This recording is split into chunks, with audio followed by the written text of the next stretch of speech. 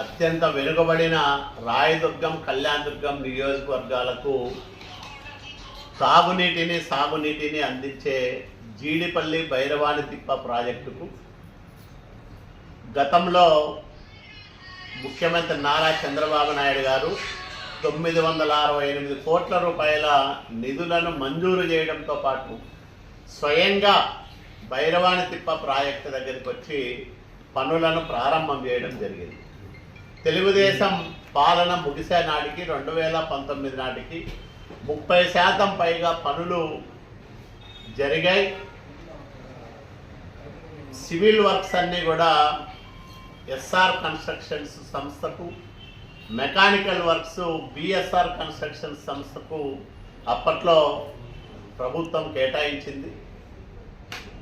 BSR వాళ్ళు కూడా పంపులు అన్నీ సామాగ్రి రెడీ చేసుకున్న సమయంలో ప్రభుత్వం మారడం, 5 సంవత్సరాలు వైసీపీ పాలనలో ఒక తట్టడ మట్టి ఎత్తేసిన పాపాలు పోలేదు, 1 కిలోమీటర్ కాలువ తవ్వలేదు. తర్వాత చంద్రబాబు నాయుడు గారు నేమకల్లు సందర్శన సమయంలో నేను, కళ్యాణదుర్గం శాసనసభ్యులు సురేంద్రబాబు ఇద్దరు కలిసి మాకు జీడిపల్లి భైరవానితిప్ప ప్రాజెక్టు పనులు పునఃప్రారంభం చేయమని విన్నవించడం జరిగింది. గతంలో ఎస్ఆర్ కన్స్ట్రక్షన్స్ అధినేతగా ఉన్న సురేంద్రబాబు గారే కళ్యాణదుర్గం శాసనసభ్యుడు కావడం కూడా కలిసి వచ్చిన అంశం. ఆయన ఎన్నికల్లో హామీ ఇచ్చాడు. మేము ఇక్కడ ఈసారి ఆ చెప్పిన మాటను నిలబెట్టుకునే క్రమంలో ఏడాదిలోనే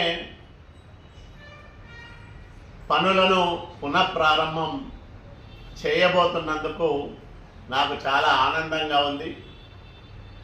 నేను, సురేంద్రబాబు గారు ఇద్దరము కలిసి ఈ పనులను సాధ్యమైనంత త్వరగా పూర్తి చేయిస్తాం. తప్పకుండా భైరవానితిప్ప ప్రాజెక్టును కృష్ణా జలాలతో నింపుతాం.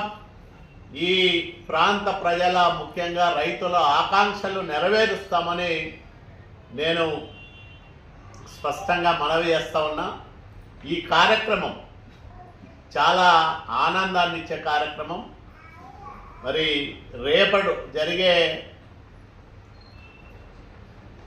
వెస్ట్ కోడిపల్లి దగ్గర జరిగే జీడిపల్లి భైరవానితిప్ప పథకం పనుల పునఃప్రారంభ కార్యక్రమానికి పెద్ద సంఖ్యలో రైతులందరూ రావాలని నేను విజ్ఞప్తి చేస్తూ ఉన్నా. ముఖ్యమంత్రి గారికి ఈ ప్రాంతం పైన ప్రత్యేక ప్రేమాభిమానాలు ఉండడం ఒక కారణమైతే, ప్రజలంటే బాధ్యత ఉన్న నాయకుడు నిమ్మల రామానాయుడు గారు జలవనరుల శాఖ మంత్రిగా ఉండడం ఒక ఎత్తు, ఆర్థిక శాఖ మంత్రిగా ఈ జిల్లా సీనియర్ నాయకుడు, ఈ ప్రాంత ప్రజల కష్టసుఖాల్లో 3 దశాబ్దాలుగా పాలు పంచుకుంటున్న నాయకుడు పయ్యావుల కేశవ్ గారు ఉండడం మన అదృష్టం.